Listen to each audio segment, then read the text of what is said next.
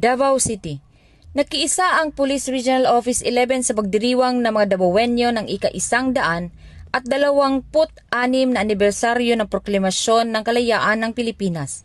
Nito lamang ika-12 ng Hunyo taong kasalukuyan sa pambansang Bantayog ni Jose Rizal, lungsod ng Davao. Ang naturang pagdiriwang ay dinaluhan ng mga tauhan ng Police Regional Office 11 sa pangunguna ni Police Brigadier General Wilson D. Suliba, Deputy Regional Director for Administration at Davao City Police Office sa pangunguna ni Police Colonel Rolando Sugilon, Officer in Charge katuwang ang Pambansang Komisyong Pangkasaysayan, Tanggapan ng Pangulo ng Pilipinas at Pamahalaang Lungsod ng Davao. Labis namang ikinatuwa ng mga Davaoenyo ang pakikiisa ng dating mayor ng lungsod ng Davao at ngayon ay Vice Presidente ng Pilipinas at Secretary of Education Honorable Sara Z. Duterte na nagbigay inspirasyon at mensahe nito.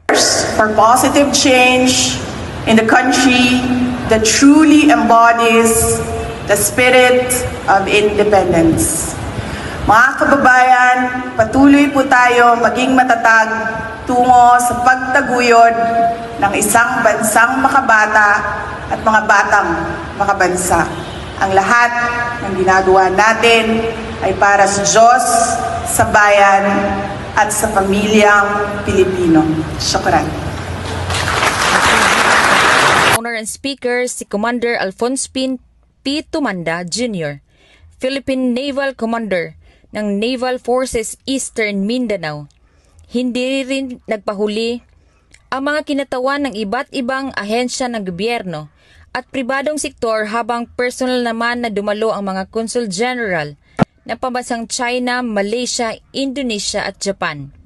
Samantala, ang buong hanay ng Philippine National Police ay nakikiisa sa pagdiriwang ng Araw ng Kalayaan hindi lamang sa Davao City kung hindi sa buong Pilipinas habang tinitiyak ang kaligtasan ng bawat mamamayan.